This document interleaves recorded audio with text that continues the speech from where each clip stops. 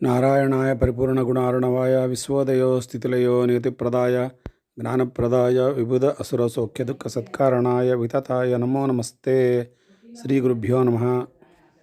ಪುರವೀಧಿಗಳಲ್ಲಿ 4 ಬಿಳಿಯ ಕುದುರೆಗಳನ್ನು ಕಟ್ಟಿದ ಮಹಾರಥವು ಹೀಗೆ ಅಗಾಧ ವೈಭವದಿಂದ ಸಾಗುತ್ತಿದ್ದಾಗ ನೆರೆದಿದ್ದ ವಿವಿಧ ತರಗತಿಯ ವಿವಿಧ ಅಂತಸ್ತಿನ ಅನೇಕ ಜನರು ಶ್ರೀ ಕೃಷ್ಣಮೂರ್ತಿಯ ವಿಚಾರವನ್ನು ಕುರಿತು ತಮಗೆ ತೋರಿದಂತೆ ಹಲವು ಬಗೆಯಲ್ಲಿ ವರ್ಣಿಸಿಕೊಳ್ಳುತ್ತಿದ್ದರು.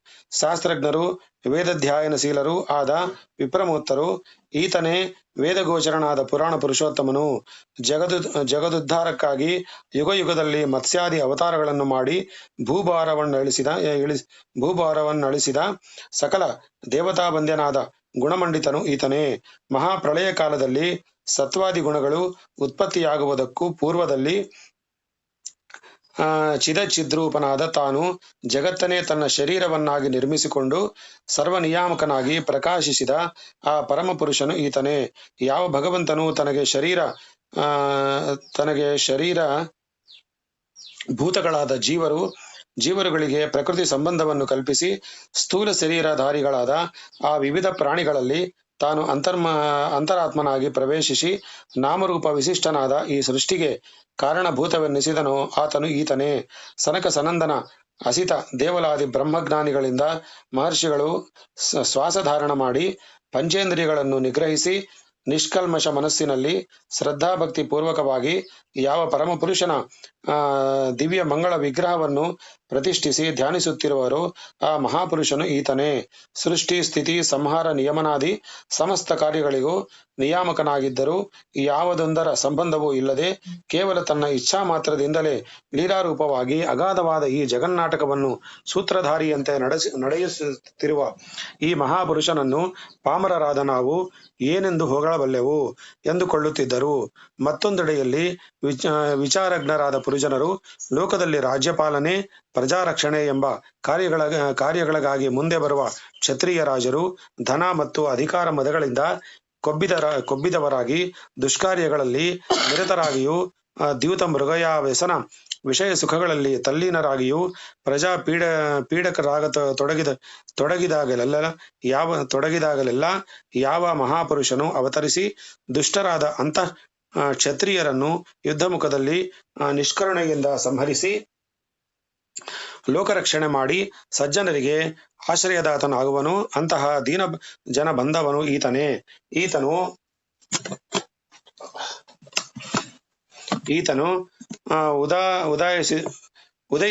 ಉದಯಿಸುವುದರಿಂದ ಯದುವಂಶವೇ ಪವಿತ್ರವಾಯಿತು.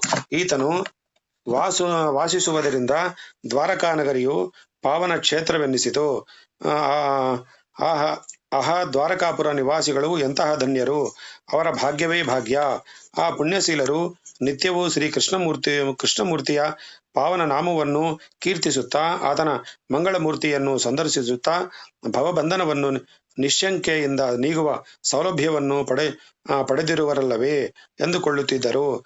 ಮತ್ತೊಂದೆಡೆಯಲ್ಲಿ ಶ್ರೀ ಕೃಷ್ಣಸ್ವಾಮಿಯ ಮನೋಹರ ಮೂರ್ತಿಯಲ್ಲಿ ನೆಟ್ಟ ಮನಸ್ಸುಳ್ಳವರಾಗಿದ್ದ ಸ್ತ್ರೀ ಜನರು ಆಹಾ, ಜಗದ್ವಂದ್ಯನಾದ ಈ ಪುಣ್ಯಮೂರ್ತಿಯನ್ನು ಮೆಚ್ಚಿ ಒಲಿಸಿಕೊಂಡ ಶ್ರೀ ರುಕ್ಮಿಣೀದೇವಿ, ಸತ್ಯಭಾಮ, ಜಾಂಬವತಿ ಮುಂತಾದ ಅಷ್ಟ ಮಹಾಭಾರ್ಯರ ಪುಣ್ಯ ವಿಶೇಷವು ಎಷ್ಟು ಮೆಟ್ಟಿನದಿರಬಹುದು. ಸಾಕ್ಷಾತ್ತಾಗಿ ಈ ಪುಣ್ಯಪುರುಷನ ಅಂಗಸ್ಪರ್ಶ ಮಾಡುವ, ಆತನ ಪಾದ ಸೇವೆಯನ್ನು ಮಾಡುವ ಆ ಸ್ತ್ರೀ ಶಿರೋಮಣಿಯರ ಭಾಗ್ಯವೇ ಪರಮಭಾಗ್ಯವಲ್ಲವೇ?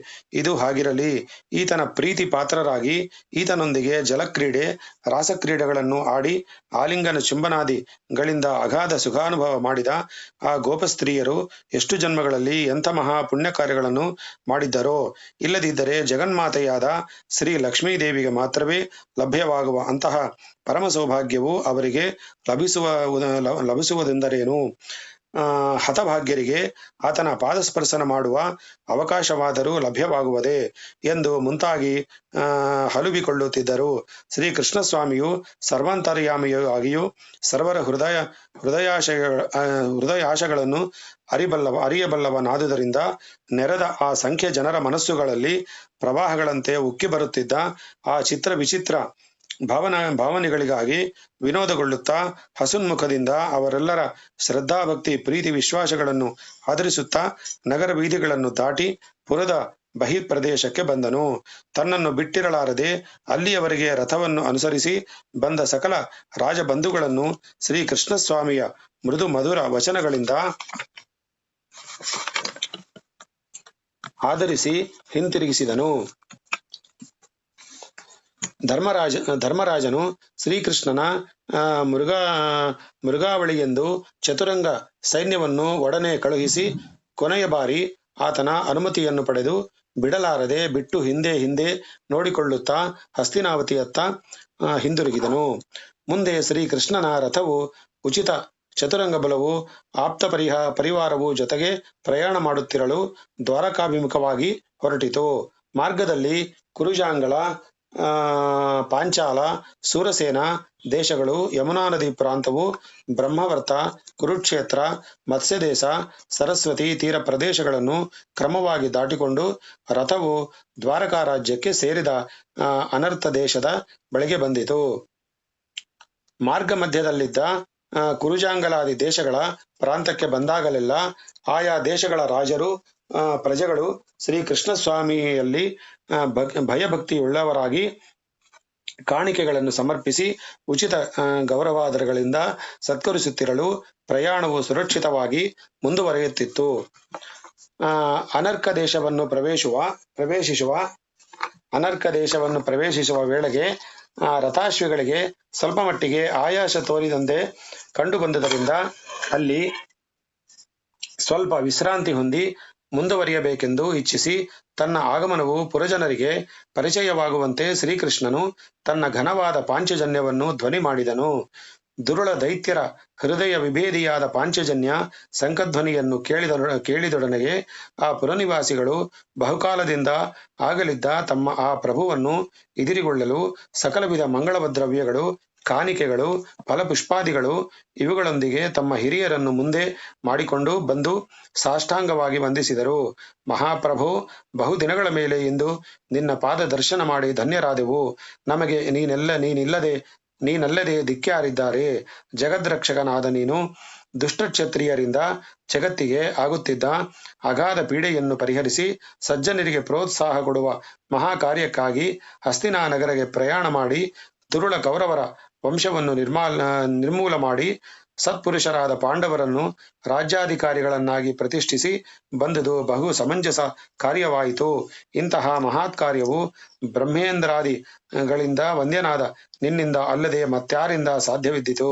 ನಿಷ್ಕಂಟಕವಾದ ಧರ್ಮ ಸಾಮ್ರಾಜ್ಯದಲ್ಲಿ ಪ್ರಜೆಗಳು ತಾಯಿಯ ಮಡಲಿನಲ್ಲಿ ಮಕ್ಕಳಂತೆ ಸುರಕ್ಷಿತವಾಗಿ ವಾಸಿಸಿರುವವರು. ದೀನಜನ ಶರಣ್ಯನಾದ ನಿನ್ನಿಂದ ಸುರಕ್ಷಿತವಾಗಿರುವ ನಮ್ಮ ಭಾಗ್ಯಕ್ಕೆ ಎಣೆಯುಂಟೆ ಎಂದು ಮುಂತಾಗಿ ಸ್ತುತಿಸಿದರು. ಶ್ರೀಕೃಷ್ಣನು ಪ್ರೀತಿ ವಿಶ್ವಾಸ ಪೂರ್ಣವಾದ ಅವರ ಮಾತುಗಳಿಗಾಗಿ ಮೆಚ್ಚಿ ಅವರನ್ನು ಕೇವಲ ಪ್ರೇಮಾದರ ವಾಕ್ಯಗಳಿಂದಲೂ ದಯಪೂರ್ಣ ಕಟಾಕ್ಷದಿಂದಲೂ ಸಂತೈಸಿ ಪ್ರಯಾಣವನ್ನು ಮುಂದುವರಿಸಲು ಇಚ್ಛಿಸಿದನು. ಆ ವೇಳೆಗೆ ಅಲ್ಲಿಗೆ ಅತ್ಯಂತ ಸಮೀಪದಲ್ಲೇ ಇದ್ದ ದ್ವಾರಕಾನಗರ ನಿವಾಸಿಗಳಿಗೆ ಶ್ರೀಕೃಷ್ಣ ಪರಮಾತ್ಮನ ಆಗಮನ ವೃತ್ತಾಂತವು ತಿಳಿದು ಹೋಯಿತು. ಒಡನೆ ಯಾದವರು, ಭೋಜರು, ವೃಷ್ಣಿಗಳು, ದಾಶಾರ್ಹರು, ನಂದಕರು ಮುಂತಾದ ವಿವಿಧ ವಂಶಗಳ ವಿರಾಧಿ ವೀರರು ಶ್ರೀಕೃಷ್ಣನನ್ನು ಉಚಿತ ರೀತಿಯಲ್ಲಿ ಎದುರುಗೊಳ್ಳಲು ನಗರ ಶೃಂಗಾರಾದಿ ಕಾರ್ಯಗಳಿಗೆ ತೊಡಗಿದರು. ಒಂದೆರಡು ಗಳಿಗೆಗಳ ಒಳಗಾಗಿ ದ್ವಾರಕಾನಗರವು ಧ್ವಜತೋರಣಾದಿಗಳಿಂದ ಅಲಂಕೃತವಾಗಿ ಕಂಗಳಿಸತೊಡಗಿತು. ನಗರ ನಿವಾಸಿಗಳು ಗಂಧಪುಷ್ಪ ತಾಂಬೂಲಾದಿಗಳು, ಧೂಪದೀಪಾದಿ ಪೂಜಾ ದ್ರವ್ಯಗಳು, ಮೊಸರು, ಅಕ್ಷತೆ, ವಿಧ ವಿಧವಾದ ದಿವ್ಯ ಫಲಾದಿಗಳು, ಪೂರ್ಣ ಕುಂಭಗಳು ಹೀಗೆ ಸಕಲ ವಸ್ತುಗಳನ್ನು ಸಿದ್ಧಗೊಳಿಸಿಕೊಂಡರು. ಈ ಶುಭವಾರ್ತೆಯನ್ನು ಕೇಳಿದೊಡನೆಗೆ ಅಕ್ರೂರ, ಉಗ್ರಸೇನ, ಬಲರಾಮ, ಪ್ರದ್ಯುಮ್ನ, ಸಾಂಬ ಈ ಮುಂತಾದ ಸಕಲ ಯಾದವ ವೀರರು ಗೌರವಯುತ ವಸ್ತ್ರಭರಣಾದಿಗಳಿಂದ ಅಲಂಕೃತವಾಗಿ ಒಂದು ಮಹಾ ಗಜವನ್ನು ಮುಂದೆ ನಡೆಸಿಕೊಂಡು ಶ್ರೀಕೃಷ್ಣನನ್ನು ಎದುರುಗೊಳ್ಳುವುದಕ್ಕಾಗಿ ಮುಂದಾದರು.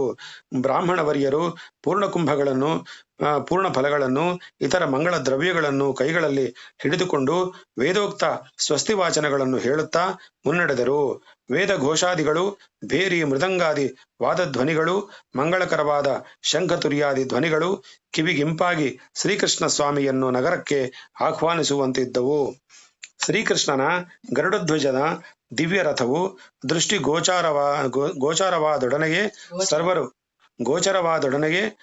ಸರ್ವರು ಉಚ್ಚಸ್ವರದಿಂದ ಜಯ ಜಯಾಕಾರ ಮಾಡಿದರು. ಶ್ರೀ ಕೃಷ್ಣಮೂರ್ತಿಯು ಒಡನೆ ರಥದಿಂದಿಳಿದು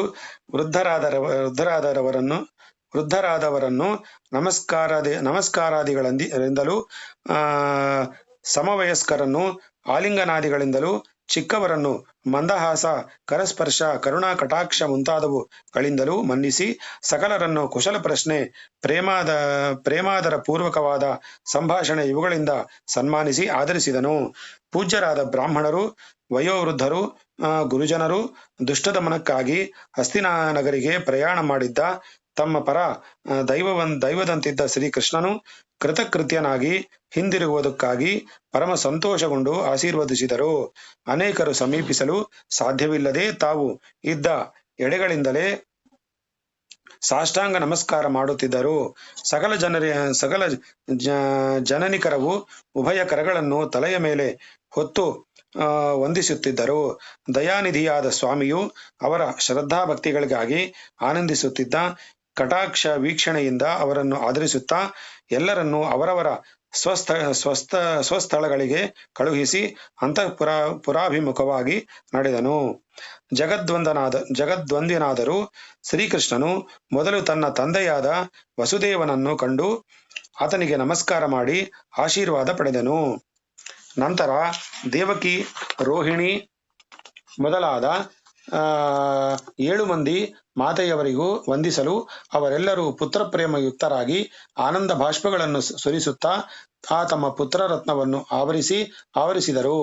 ಆದರಿಸಿದರು.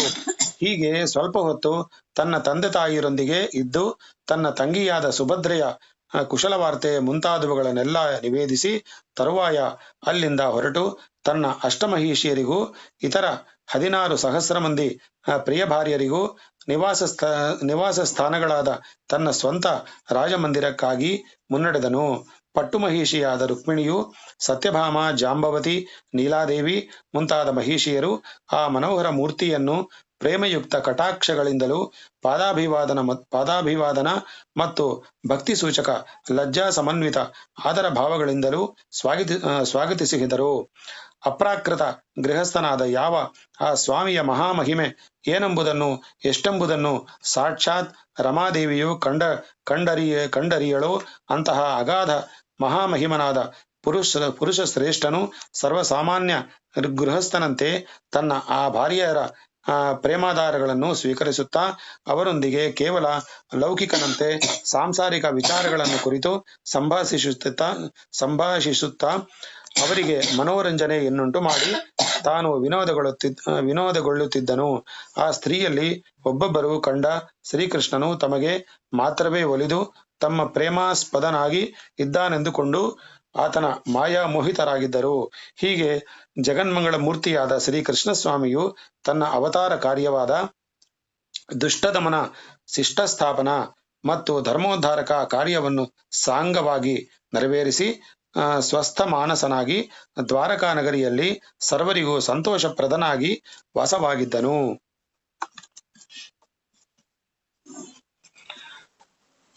ಇಲ್ಲಿ ಸೂತ ಪೌರಾಣಿಕರು ಭಗವತ್ ಸಂಬಂಧವಾದ ಕಥೆಗಳನ್ನು ಹೇಳುತ್ತಾ ಹೋದಂತೆಲ್ಲ ಅದನ್ನು ಕೇಳುವ ಉತ್ಸಾಹವು ಸೌನಕಾದಿಗಳಲ್ಲಿ ಹೆಚ್ಚುತ್ತಾ ಹೋಯಿತು. ಆಗ ಅವರು ಸೂತರನ್ನು ಕುರಿತು, ಸೂತಾಚಾರ್ಯರೇ, ದ್ರೋಣಪುತ್ರರಾದ ಅಶ್ವತ್ಥಾಮನು ತನ್ನ ಗೆಳೆಯನಾದ ಕ್ರೂರಕರ್ಮಿ ದುರ್ಯೋಧನ ಕೊನೆಗಾಲದ ಇಷ್ಟಾನುಸಾರ ಪಾಂಡವರ ವಂಶಾಂಕುರವನ್ನೇ ನಿರ್ಮೂಲಗೊಳಿಸಬೇಕೆಂದು ಉತ್ತರಾದೇವಿಯ ಗರ್ಭವನ್ನುದ್ದೇಶಿಸಿ ಭಯಂಕರವಾದ ಬ್ರಹ್ಮಶಿರೋ ನಾಮಕ ಅಸ್ತ್ರವನ್ನು ಪ್ರಯೋಗಿಸುವುದಾಗಿಯೂ ಅದನ್ನು ಶ್ರೀಕೃಷ್ಣನು ನಿವಾರಿಸಿ ಗರ್ಭವನ್ನು ಸಂರಕ್ಷಿಸುವುದಾಗಿಯೂ ಹೇಳದಿರಲಿಲ್ಲವೇ? ಮುಂದೆ ಆ ಗರ್ಭಸ್ಥ ಶಿಶುವು ಸುರಕ್ಷಿತವಾಗಿ ಜನನವಾದ ವಿಚಾರ ಆತನಿಗೆ ಪರೀಕ್ಷಿತ್ತು ಎಂಬ ನಾಮ ಬರಲು ಕಾರಣ ಆ ಪರೀಕ್ಷನ್ ಮಹಾರಾಜನಿಗೆ ಶ್ರೀ ಸುಖಬ್ರಹ್ಮರ್ಷಿಗಳ ದರ್ಶನ ಆಗುವುದಕ್ಕೆ ಮೊದಲು ಆತನು ಮಾಡಿದ ರಾಜ್ಯಾಧಿಪತ್ಯಾದಿ ಕಾರ್ಯಗಳು ಆತನಿಗೆ ವೈರಾಗ್ಯ ಉತ್ಪನ್ನವಾದುದರ ಕಾರಣ, ಸುಖಾಚಾರ್ಯರು ಆತನಿಗೆ ಬೋಧಿಸಿದ ತತ್ವಜ್ಞಾನದ ವಿಚಾರ, ಆತನಿಗೆ ಸದ್ಗತಿಯುಂಟಾದ ಬಗೆ ಮುಂತಾದವುಗಳನ್ನೆಲ್ಲ ತಾವೇ ಅಪ್ಪಣೆ ಕೊಡಿಸಬೇಕು, ನಾವು ಶ್ರದ್ಧಾಪೂರ್ವಕ ಕೇಳಲು ಸಿದ್ಧರಾಗಿರುವೆವು ಎಂದು ಪ್ರಾರ್ಥಿಸಿದರು.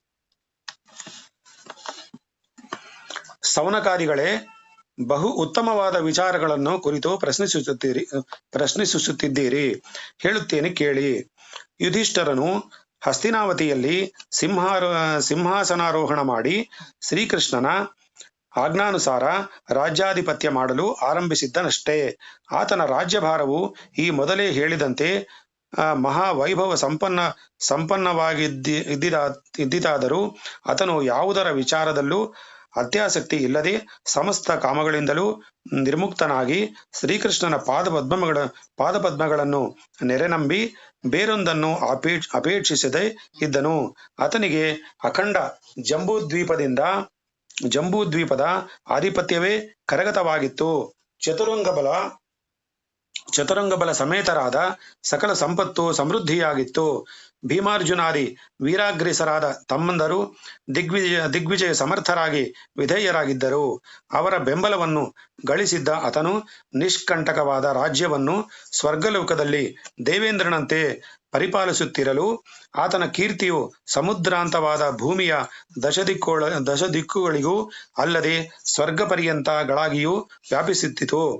ಆದರೂ ಆಹಾರವಿಲ್ಲದ ಬಳಲುತ್ತಿದ್ದ ಹಸಿವು ಬಾಯಾರಿಕೆಗಳಿಂದ ಪೀಡಿತನಾದ ಮನುಷ್ಯನಿಗೆ ಗಂಧ ಪುಷ್ಪಾದಿಗಳು, ದಿವ್ಯವಾದ ಸಂಗೀತ, ಸುಂದರಿಯರಾದ ಸ್ತ್ರೀಯರು, ಈ ಬಗೆಯ ಯಾವ ವಿಚಾರದಲ್ಲೂ ಆಸಕ್ತಿ ಹೇಗೆ ಉದಯಿಸಲಾರದು? ಹಾಗೆಯೇ ಶ್ರೀಕೃಷ್ಣ ಧ್ಯಾನಾಸಕ್ತನಾದ ಧರ್ಮರಾಜನಿಗೆ ಐಶ್ವರ್ಯ ಭೋಗಭಾಗ್ಯಗಳಾಗಲಿ ಸಾರ್ವಭೌಮ ಪದವಿಯಾಗಲಿ ಸಂತೋಷವನ್ನುಂಟು ಮಾಡಲಾರದೆ ಹೋದವು. ಹೀಗೆ ಧರ್ಮಪುತ್ರನು ಕೇವಲ ವಿಷ್ಣುಭಕ್ತಿಯೊಂದರಲ್ಲೇ ಮಗ್ನವಾದ ಮನಸ್ಸುಳ್ಳವನಾಗಿ ಕೇವಲ ಕರ್ತವ್ಯ ತತ್ಪರನಾಗಿ ಆ ರಾಜ್ಯ ಕಾರ್ಯ ಭಾರವನ್ನು ಸಾಗಿಸುತ್ತಾ ಇರುತ್ತಿರಲು ಹಾಗೆಯೇ ಕೆಲವು ದಿನಗಳು ಕಳೆದವು.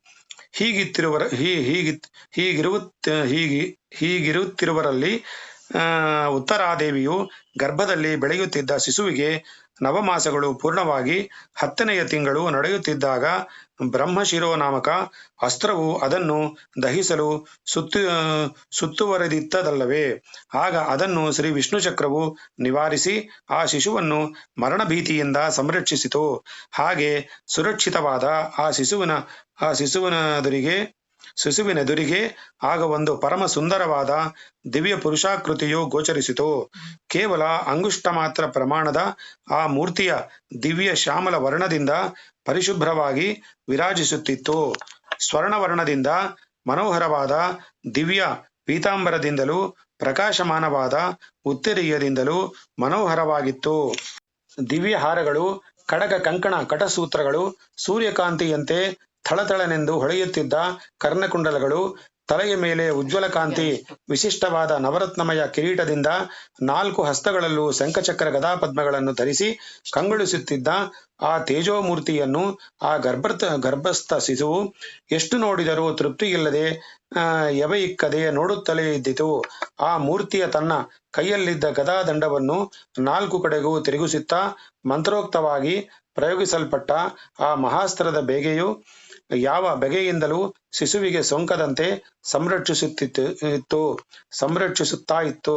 ಕೇವಲ ಗರ್ಭಸ್ಥವಾಗಿದ್ದು ಯಾವ ವಿವೇಚನೆಯೂ ಇಲ್ಲದಿದ್ದರೂ 10 ತಿಂಗಳ ಆ ಶಿಶುವು ಕಣ್ಣಿಗೆ ಗೋಚರವಾದ ಆ ಪ್ರಕಾಶಮಾನವಾದ ಮೂರ್ತಿ ಯಾರೆಂದು ಸ್ಪಷ್ಟವಾಗಿ ಪರೀಕ್ಷಿಸಿ ತಿಳಿಯಬೇಕೆಂದು ನೋಡುತ್ತಿರುವಾಗಲೇ ಅಂಗುಷ್ಟ ಮಾತ್ರ ಪ್ರಮಾಣದ ಆ ಮನೋಹರ ಮೂರ್ತಿಯು ಅದೃಶ್ಯವಾಯಿತು. ತರುವಾಯ ಸಕಲ ಶುಭಗ್ರಹಗಳು ಉಚ್ಛದೆಸೆಯಲ್ಲಿ ಶುಭ ಫಲದಾಯಕಗಳಾಗಿದ್ದಾಗ ಒಂದು ಶುಭ ಮುಹೂರ್ತದಲ್ಲಿ ಪಾಂಡುರಾಜನ ವಂಶೋದ್ಧಾರಕನು, ಕುರುವಂಶಕ್ಕೆ ಏಕಮಾತ್ರ ಸಂತಾನನೂ ಆದ ಆ ಮಹಾ ತೇಜಸ್ವಿಯಾದ ಒಬ್ಬ ಕುಮಾರಕನು ಮನುಷ್ಯ ಶರೀರವನ್ನೆತ್ತಿ ಬಂದ ದೇವಕುಮಾರನಂತೆ ಜನ್ಮಿಸಿದನು. ಉತ್ತರಾದೇವಿಗೆ ಆದ ಪುತ್ರಜನನ ವೃತ್ತಾಂತವು ಧರ್ಮರಾಜನಿಗೆ ಅರಿಕೆಯಾಯಿತು. ಅದನ್ನು ಕೇಳಿ ಆತನ ಪರಮ ಸಂತೋಷಪಟ್ಟು ಪುರೋಹಿತರಾದ ಧೌಮ್ಯರು, ಕೃಪಾಚಾರ್ಯರು ಮುಂತಾದ ವಿಪ್ರೋತ್ತಮರಿಂದ ವಿದ್ಯುಕ್ತವಾಗಿ ಸ್ವಸ್ತಿ ವಾಚನೆ ಮಾಡಿಸಿ ಜಾತಕ ಕರ್ಮ ಸಂಸ್ಕಾರವನ್ನು ನಡೆಯಿಸಿದನು. ಮಹಾಗಂಡಾಂತರದಿಂದ ಪಾರಾಗಿ ಜನನವಾದ ಆ ವಂಶಾಂಕುರವು ಸಕಲ ವಿಧ ಶ್ರೇಯಸ್ಸುಗಳನ್ನು ಗಳಿಸಿ ವರ್ಧಿಸಬೇಕೆಂದು ಬಯಸಿ ಅನೇಕ ಮಂದಿ ಬ್ರಾಹ್ಮಣರನ್ನು ಕರೆಯಿಸಿ ಅವರಿಗೆ ಗೋವುಗಳು, ಫಲವತ್ತಾದ ಸ್ವಾಸ್ಥ್ಯಗಳು, ಸುವರ್ಣ ವಸ್ತ್ರಭೂಷಣಗಳು, ಸರ್ವೋತ್ತಮವಾದ ಗ್ರಾಮ ಭೂಮಿಗಳು, ಅನೇಕ ಕುದುರೆಗಳು ಮುಂತಾದ ಮಹಾದಾನಗಳನ್ನು ದಕ್ಷಿಣಾಕವಾಗಿ ಯಥೇಷ್ಟವಾಗಿ ಕೊಟ್ಟು ತೃಪ್ತಿಗೊಳಿಸಿದನು. ಅಲ್ಲದೆ ಹಲವಾರು ಸಹಸ್ರ ಮಂದಿ ಬ್ರಾಹ್ಮಣರಿಗೂ ಇದರಿಗೂ ಯಥೇಷ್ಟ ಅನ್ನದಾನ ಮಾಡಿ ಸಂತುಷ್ಟಿಪಡಿಸಿದನು.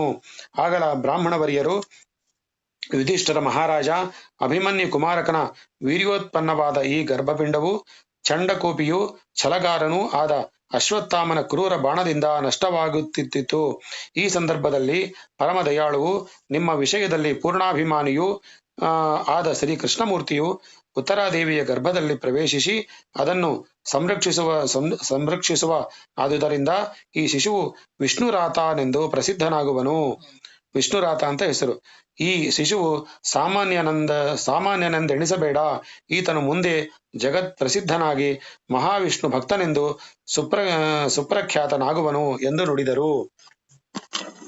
ಬ್ರಾಹ್ಮಣರ ಆ ಮಾತನ್ನು ಕೇಳಿದ ಧರ್ಮರಾಜನು ಕುತೂಹಲಾವಿಷ್ಟನಾಗಿ, ಬ್ರಾಹ್ಮಣೋತ್ತಮರೇ, ನಮ್ಮ ವಂಶದಲ್ಲಿ ಪ್ರಾರಂಭದಿಂದ ಜನಿಸಿದವರೆಲ್ಲರೂ ಮಹಾ ಯಶಸ್ವಿಗಳಾದರು. ಈ ಬಾಲಕನು ಅವರಂತೆಯೇ ಯಶಸ್ವಿಯೂ ವಿಷ್ಣುಭಕ್ತನೂ ಚಿರಂಜೀವಿಯೂ ಆಗಿ ತನ್ನ ಹಿರಿಯರ ಕೀರ್ತಿಯನ್ನು ಬೆಳಗಿಸುವ ಭವಿಷ್ಯವುಳ್ಳವನೇ ಎಂಬುದನ್ನು ದೀರ್ಘವಾಗಿ ಯೋಚಿಸಿ ಹೇಳಿರಿ ಎಂದು ಪ್ರಾರ್ಥಿಸಿದನು. ಅದನ್ನು ಕೇಳಿದ ಆ ವಿಪ್ರವರ್ಯರು, ರಾಜೇಂದ್ರ, ಈ ವಿಷಯದಲ್ಲಿ ಸಂದೇಹವೇ ಇಲ್ಲ.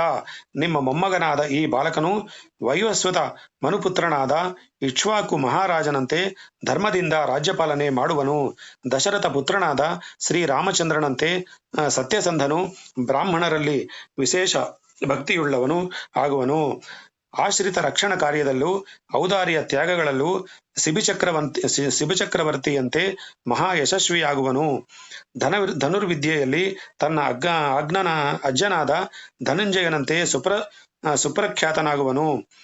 ಮಹಾಪ್ರತಾಪಶಾಲಿಯು ಪಾರಾವಾರದಂತೆ ಗಾಂಭೀರ್ಯಶಾಲಿಯು ಆಶ್ರಿತ ರಕ್ಷಣಾ ಧುರೀಣನು, ಸರ್ವಭೂತ ಸಮನು, ಸಕಲ ಸುಗುಣ ಸಂಪನ್ನನೂ ಆಗಿ ನಿಮ್ಮ ವಂಶಕ್ಕೆ ಶಾಶ್ವತವಾದ ಕೀರ್ತಿ ಗೌರವಗಳನ್ನು ಗಳಿಸಿಕೊಡುವನು. ಬಹುಕಾಲ ಧರ್ಮದಿಂದ ರಾಜ್ಯಭಾರ ಮಾಡಿ ಅಶ್ವಮೇಧಾದಿ ಯಾಗಗಳನ್ನು ಮಾಡಿ ಮಹಾ ಯಶಸ್ಸಂಪನ್ನನಾದ ಈತನು ಜೀವಿತದ ಕೊನೆಯಲ್ಲಿ ಒಮ್ಮೆ ಕಾಲಪ್ರೇರಿತನಾಗಿ ಬ್ರಾಹ್ಮಣವರ್ಯರೊಬ್ಬರ ವಿಚಾರದಲ್ಲಿ ಲೇಷ ಮಾತ್ರ ಅಪಚಾರವನ್ನೆಸಗುವಂತಹ ಒಂದು ದುರಂತ ಸಂಭವದೊದಗುವುದು. ತನ್ಮೂಲಕ ಬ್ರಾಹ್ಮಣ ಶಾಪವಶನಾಗಿ ತಕ್ಷಕನಿಂದ ಮೃತ್ಯು ಉಂಟಾಗುವಂತಹ ಒಂದು ಪ್ರಸಂಗವೊಂದೊದಗುವುದು. ಅದನ್ನು ತಿಳಿದು ಗಂಗಾ ನದಿ ತೀರದಲ್ಲಿ ಪ್ರಾಯೋಪವೇಶ ಮಾಡಿಕೊಂಡಿರಲು ಆ ವೇಳೆಗೆ ಶ್ರೀ ಸುಖಬ್ರಹ್ಮರ್ಷಿಗಳು ಅಪ್ರಾರ್ಥಿತರಾಗಿ ಅಲ್ಲಿಗೆ ಬಂದು ತತ್ವಜ್ಞಾನವನ್ನು ಉಪದೇಶಿಸುವರು. ಹೀಗೆ ಆ ಮಹನೀಯರಿಂದ ಬ್ರಹ್ಮಜ್ಞಾನವನ್ನು ಪಡೆದ ಈತನು ದೇಹತ್ಯಾಗ ಮಾಡಿ ವಿಷ್ಣು ಸಾನ್ನಿಧ್ಯವನ್ನು ಹೊಂದುವನು. ಆದುದರಿಂದ ಚಿರಕೀರ್ತಿ ಸಂಪನ್ನನಾಗುವ ಅಗಾಧ ದಿವ್ಯ ಭವಿಷ್ಯವನ್ನುಳ್ಳ ಈ ಬಾಲಕನ ವಿಚಾರದಲ್ಲಿ ನೀನು ಯೋಚಿಸಬೇಕಾದ ಕಾರಣವಿಲ್ಲ ಎಂದು ವಿವರಿಸಿದರು. ಆ ಸಂಗತಿಯನ್ನು ಸಮಗ್ರವಾಗಿ ತಿಳಿದ ಧರ್ಮರಾಜನಿಗೆ ಬಹು ಸಮಾಧಾನವೆನ್ನಿಸಿತು. ಆಗ ಆತನು ಅವರೆಲ್ಲರಿಗೂ ವಿಶೇಷ ಸನ್ಮಾನ ಮಾಡಿದನು. ವಿಷ್ಣುರಾತನೆಂಬ ನಾಮಧೇಯದಿಂದ ಆ ಬಾಲಕನು ವೃದ್ಧಿ ಹೊಂದುತ್ತಿದ್ದನಾದರೂ ತನಗೆ ಮಾತೃಗರ್ಭದಲ್ಲಿದ್ದಾಗ ಗೋಚರವಾಗಿದ್ದ ಆ ತೇಜೋಮಯ ಮೂರ್ತಿಯು ಯಾರು? ಆ ದಿವ್ಯ ಪುರುಷನು ಎಲ್ಲಿರುವನು? ಆತನನ್ನು ಈ ಭೂಮಿಯಲ್ಲಿ ಕಾಣಲು ಸಾಧ್ಯವೇ ಎಂದು ಪರೀಕ್ಷಿಸುವ ಕಾರ್ಯದಲ್ಲಿ ಸದಾ ಉದ್ಯುಕ್ತನಾಗಿದ್ದರಿಂದ ಅವನಿಗೆ ಪರೀಕ್ಷಿತನೆಂಬ ನಾಮಧೇಯವು ಉಂಟಾಗಿ ಪ್ರಸಿದ್ಧಿಗೆ ಬಂದಿತು. ಕ್ರಮಕ್ರಮವಾಗಿ ಆತನಿಗೆ ಪರೀಕ್ಷಿತ ಎಂಬ ನಾಮವೇ ಸ್ಥಿರವಾಯಿತು. ಪರೀಕ್ಷಿತ ರಾಜಕುಮಾರನು ದಿನದಿನಕ್ಕೆ ಶುಕ್ಲಪಕ್ಷದ ಚಂದ್ರನಂತೆ ಕಳಾಪೂರ್ಣನಾಗಿ ಅಭಿವೃದ್ಧಿಗೆ ಬರುತ್ತಿದ್ದನು. ಹೀಗಿರುತ್ತಿರುವರಲ್ಲಿ ಭೀಷ್ಮಾಚಾರ್ಯರಿಂದಲೂ ಶ್ರೀಕೃಷ್ಣ ಸ್ವಾಮಿಯಿಂದಲೂ ವಿಶೇಷ ರೀತಿಯಿಂದ ಬೋಧಿಸಲ್ಪಟ್ಟನಾದರೂ ಧರ್ಮರಾಜನಿಗೆ ಜ್ಞಾತಿವದ ದೋಷವನ್ನು ಯೋಗ್ಯ ಪ್ರಾಯಶ್ಚಿತ್ತದ ಮೂಲಕ ಕಳೆದುಕೊಳ್ಳದಿದ್ದರೆ ತನಗೆ ಸದ್ಗತಿಗೆ ಉಪಾಯವೇ ಇಲ್ಲ ಎಂಬ ವಿಚಾರವೊಂದು ಮೇಲೆ ಮೇಲೆ ಮನಸ್ಸನ್ನು ಬಾಧಿಸುತ್ತಿತ್ತು. ಆದುದರಿಂದ ಆತನು ತನ್ನ ತಮ್ಮಂದಿರೊಂದಿಗೆ ಯೋಚಿಸಿ ಅಶ್ವಮೇಧ ಯಾಗ ಮಾಡಬೇಕೆಂದು ಯೋಚಿಸಿದನು. ಅದಕ್ಕೆ ಅಪಾರ ಧನಸಂಗ್ರಹವು ಅಗತ್ಯವೆನ್ನಿಸಿತು. ಆದರೆ ದುರ್ಯೋಧನನು ಯುದ್ಧಕಾಲದಲ್ಲಿ ತನ್ನ ಆ ರಾಜ್ಯದ ಪ್ರಜೆಗಳಿಂದ ಮುಂದಿನ 12 ವರ್ಷದ ಕಂದಾಯ ಕೌಳಿಕಗಳನ್ನು ವಸೂಲು ಮಾಡಿಬಿಟ್ಟಿದ್ದುದರಿಂದ ಪ್ರಜೆಗಳ ಮೇಲೆ ಪುನಃ ತೆರಿಗೆಯನ್ನು ಹಾಕಿ ಧನಗಳಿಸಲು ಅವಕಾಶವಿರಲಿಲ್ಲ. ಆದುದರಿಂದ ಮಹಾ ಚಿಂತಾಕ್ರಾಂತನಾಗಿದ್ದ ಆ ರಾಜವರೇಣ್ಯನು ಶ್ರೀ ವೇದವ್ಯಾಸರು ಸಮಾಧಾನಗೊಳಿಸಿ ಭೀಮಾರ್ಜುನಿಗೆ ಪ್ರೇರಿಸಿ ಉತ್ತರ ದಿಕ್ಕಿನ ರಾಜ್ಯಗಳಲ್ಲಿ ದಿಗ್ವಿಜಯ ಯಾತ್ರೆ ಮಾಡಿ ವಿಶೇಷ ಧನಕನಗಳನ್ನು ತರುವಂತೆ ಸಲಹೆ ಕೊಟ್ಟರು. ಅದರಂತೆಯೇ ಅವರಿಬ್ಬರು ಅಪಾರ ಧನರಾಶಿಗಳನ್ನು ತಂದು ಧರ್ಮರಾಜನ ಪಾದಗಳಿಗೆ ಒಪ್ಪಿಸಿದರು. ಸಂತುಷ್ಟನಾದ ಧರ್ಮರಾಜನು ಬಹು ಶ್ರದ್ಧಾ ಭಕ್ತಿಪೂರ್ವಕ ಯಜ್ಞ ಕಾರ್ಯಕ್ಕೆ ದೀಕ್ಷಿತನಾಗಿ ಸಾಂಗವಾಗಿ ವಿದ್ಯುಕ್ತ ರೀತಿಯಲ್ಲಿ 3 ಅಶ್ವಮೇಧ ಯಾಗಗಳನ್ನು ಮಾಡಿ ತನ್ನ ಮನಸ್ಸಿನ ಶಂಕೆಯನ್ನು ಪರಿಹರಿಸಿಕೊಂಡನು. ಯಜ್ಞ ಕಾರ್ಯಕ್ಕಾಗಿ ಹಸ್ತಿನಾಪುರಕ್ಕೆ ಬಂದಿದ್ದ ಶ್ರೀಕೃಷ್ಣನು ಯಜ್ಞಗಳು ಸಾಂಗವಾಗಿ ನಡೆದು ಅವಭೃತ ಸ್ನಾನಾನಂತರ ಪಾಂಡವರ ಪ್ರೀತ್ಯರ್ಥವಾಗಿ ಕೆಲವು ದಿನಗಳ ಮಟ್ಟಿಗೆ ಅವರೊಂದಿಗಿದ್ದು ತರುವಾಯ ತನ್ನ ಮಿತ್ರನಾದ ಅರ್ಜುನನನ್ನು ಸಂಗಡ ಕರೆದುಕೊಂಡು ದ್ವಾರಕಾ ನಗರಿಗೆ ಪ್ರಯಾಣ ಮಾಡಿದನು. ಸೌನಕ ಮುನೀಂದ್ರರು ಸೂತ ಪುರಾಣಿಕರನ್ನು ಕುರಿತು, ಪ್ರಾಜ್ಞರಾದ ಸೂತಾಚಾರ್ಯರೇ, ಕುರುಪಿತಾಮಹನಾದ ಭೀಷ್ಮಾಚಾರ್ಯನ ನಿರ್ಯಾಣ ವೃತ್ತಾಂತವು, ಶ್ರೀಕೃಷ್ಣ ಪರಮಾತ್ಮನು ತನ್ನ ಅವತಾರ ಕಾರ್ಯವನ್ನು ಸಾಂಗವಾಗಿ ನೆರವೇರಿಸಿ ದ್ವಾರಕಾ ನಗರಿಯನ್ನು ಸೇರಿದ ವೃತ್ತಾಂತವು ನಮ್ಮ ಮನಸ್ಸಿಗೆ ಅತ್ಯಂತ ಹರ್ಷವನ್ನುಂಟು ಮಾಡಿದೆವು. ಇನ್ನು ಹಸ್ತಿನಾ ನಗರಿಯಲ್ಲಿದ್ದ ಅಂಧನೃಪ ಧೃತರಾಷ್ಟ್ರನು ಮುಂದೇನು ಮಾಡಿದನು, ಅಲ್ಲಿ ನಡೆದ ಹೆಚ್ಚು ಸಂಗತಿ ಏನು, ಅದನ್ನು ಕೇಳಬೇಕೆಂಬ ಕುತೂಹಲವು ಮನಸ್ಸಿನಲ್ಲಿ ಅಧಿಕವಾಗಿದೆ, ಅದನ್ನು ಹೇಳಿರಿ ಎಂದರು. ಆಗ ಸೂತರು, ಸೌನಕಾದಿ ಮಹರ್ಷಿಗಳೇ, ಕೇಳಿರಿ, ಹಸ್ತಿನಾಪುರದ ವರ್ತಮಾನವನ್ನು ಹೇಳುತ್ತೇನೆ. ಧರ್ಮರಾಜನು ಸ್ವಸ್ಥ ಮಾನಸನಾಗಿ ರಾಜ್ಯಭಾರ ಮಾಡುತ್ತಿದ್ದ ಆ ಸಂದರ್ಭದಲ್ಲಿ ಬಹುದಿನಗಳ ಹಿಂದೆ ತೀರ್ಥಯಾತ್ರೆಗಾಗಿ ತೆರಳಿದ್ದ ವಿದುರನು ಹಿಂತಿರುಗಿದನು. ಭಾರತದ ಸಮಸ್ತ ಪುಣ್ಯತೀರ್ಥಗಳಲ್ಲೂ ಸ್ನಾನ ಮಾಡಿ ಕ್ಷೇತ್ರ ಮೂರ್ತಿಗಳನ್ನು ಸಂದರ್ಶನ ಮಾಡಿ ಸಂತುಷ್ಟನಾಗಿ ತಾನು ಹುಟ್ಟ ಬೆಳೆದ ಹಸ್ತಿನಾಪುರಿಗಾಗಿ ಹಿಂತಿರುವಾಗ ಆತನು ಮಾರ್ಗ ಮಧ್ಯದಲ್ಲಿ ಒಂದೆಡೆಯಲ್ಲಿ ತಪಸ್ಸು ಮಾಡುತ್ತಿದ್ದ ಮೈತ್ರೇಯ ಮಹರ್ಷಿಗಳನ್ನು ಸಂದರ್ಶನ ಮಾಡಿದನು. ಅವರು ಯೋಗ್ಯ ಪಾತ್ರನಾದ ಅವನಿಗೆ ತತ್ವೋಪದೇಶ ಮಾಡಿದರು. ಅವರು ಆ ಉಪದೇಶದಿಂದ ಆತನ ಮನಸ್ಸಿನಲ್ಲಿ ಭಗವಂತನ ಪಾದಾರವಿಂದಗಳಲ್ಲಿ ಅನನ್ಯ ಸಾಧಾರಣವಾದ ನಿಷ್ಕಾಮ ಭಕ್ತಿಯು ಉದಯಿಸಿತು. ಪರಮಾತ್ಮ ತತ್ವಜ್ಞಾನಕ್ಕೆ ಭಗವಂತನಲ್ಲಿ ಮಾಡುವ ನಿಷ್ಕಾಮ ಭಕ್ತಿಯೇ ಮುಖ್ಯ ಸಾಧನವಾದ್ದರಿಂದ ಅದು ಲಭಿಸಿದ ಮೇಲೆ ಪರಮಾರ್ಥವೇ ಲಭಿಸದಿಂತಾಯಿತು. ಕೃತಕೃತ್ಯನಾಗಿ ಅವನು ಹಸ್ತಿನಾವತಿಯನ್ನು ಕುರಿತು ಪ್ರಯಾಣ ಮಾಡಿದನು. ತನ್ನ ರಾಜಧಾನಿಯನ್ನು ಕುರಿತು ವಿದುರನು ಬರುತ್ತಿರುವನೆಂಬ ವಾರ್ತೆಯನ್ನು ರಾಜದೂತರು ಧರ್ಮರಾಜನಿಗೆ ಅರಿಕೆ ಮಾಡಿದರು. ಒಡನೆ ಆತನು ಬಹು ಸಂತೋಷ ಸಂಭ್ರಮಗಳಿಂದ ಆತನನ್ನು ಎದುರುಗೊಂಡು ಕರೆತರಲು ಹೊರಟನು. ಆತನ 4 ತಮ್ಮಂದಿರು ಪಿತೃ ಸಮಾನರಾದ ಆತನ ಸಂದರ್ಶನಕ್ಕಾಗಿ ಹೊರಟರು. ಆ ವೃತ್ತಾಂತವನ್ನು ಕೇಳಿದ ಧೃತರಾಷ್ಟ್ರನು, ಯುಯುತ್ಸು, ಸಂಜಯ ಮುಂತಾದವರೆಲ್ಲರೂ, ಕುಂತಿದೇವಿ, ಗಾಂಧಾರಿ, ದ್ರೌಪದಿ, ಸುಭದ್ರೆ, ಉತ್ತರೆ, ಕೃಪಾದೇವಿ ಮುಂತಾದ ಸ್ತ್ರೀಯರು, ಇತರ ಬಂಧುಗಳು ಹೊರಟರು. ಪುಣ್ಯತೀರ್ಥಗಳ ಯಾತ್ರದಿಂದ ಪುನೀತನಾಗಿ ಹಿಂತಿರುಗಿದ ಆತನನ್ನು ಕಂಡೊಡನೆಯೇ ಧರ್ಮಜಾದಿಗಳು ಹಿರಿಯನಾದ ಆತನನ್ನು ಯಥಾಯೋಗ್ಯವಾಗಿ ಸತ್ಕರಿಸಿ ಆನಂದ ಬಾಷ್ಪಗಳಿಂದಲೂ ಆದರಪೂರ್ವಕವಾದ ಉಚಿತ ವಚನಗಳಿಂದಲೂ ಸತ್ಕರಿಸಿ ಉನ್ನತವಾದ ಆಸನದಲ್ಲಿ ಕೂಡಿಸಿ ಷಡ್ರಸೋಪೇತಗಳಾದ ಭೋಜನಾದಿಗಳಿಂದಲೂ ಉಪಚರಿಸಿದರು. ಬಹುದೂರ ಪ್ರಯಾಣದಿಂದ ಬಳಲಿ ಬಂದಿದ್ದ ಆತನು ವಿಶ್ರಾಂತಿ ಹೊಂದಿ ಸ್ವಸ್ಥ ಮಾನಸನಾಗಿ ಸುಖಾಸೀನನಾದ ಮೇಲೆ ಧರ್ಮರಾಜನು, ಪಿತೃ ಸಮಾನರಾದ ಎಲೆ ಪುರುಷ ಶ್ರೇಷ್ಠನೇ, ನಾವು ನಮ್ಮ ಬಾಲ್ಯದಲ್ಲೇ ತಂದೆಯನ್ನು ಕಳೆದುಕೊಂಡು ಪರದೇಶಿಗಳಾಗಿದ್ದಾಗೆ ನಮ್ಮನ್ನು ನಮ್ಮ ತಾಯಿಯಾದ ಕುಂತಿದೇವಿಯನ್ನು ಮನೆಯಲ್ಲಿಟ್ಟುಕೊಂಡು ಕಾಪಾಡಿದೆ.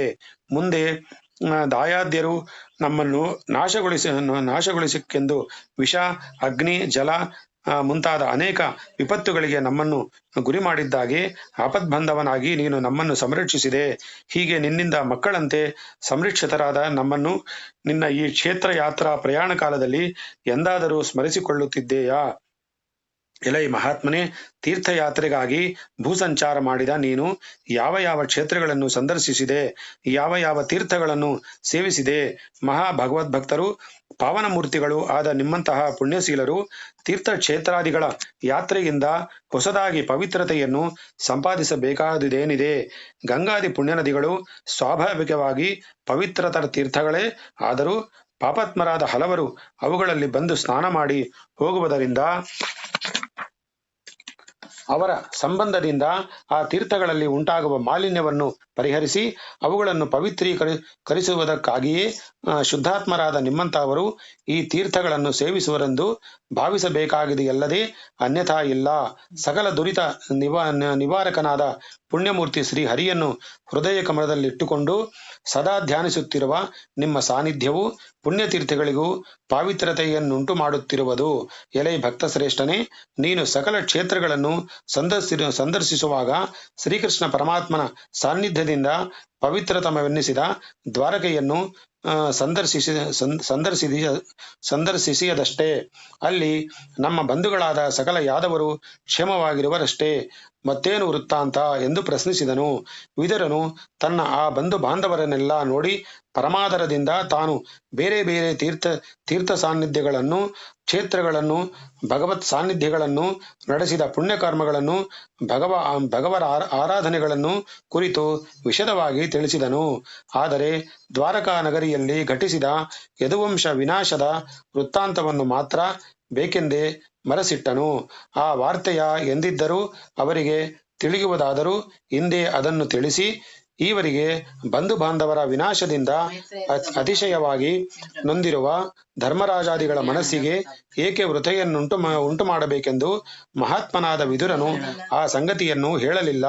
ಸಜ್ಜನರು ಪರರ ಮನಸ್ಸಿಗುಂಟಾಗುವ ಲೇಷ ಮಾತ್ರ ವೃಥೆಯನ್ನು ಸಹಿಸಲಾರರಲ್ಲವೇ ಎಂಬಲ್ಲಿಗೆ ಇವತ್ತಿನ ದಿನ ಸಮಾಪ್ತಿ ಮಾಡೋಣ. ನಾಳೆ ಮುಂದೆ ಓದೋಣ. ಶ್ರೀಕೃಷ್ಣಾರ್ಪಣ ಮಸ್ತು.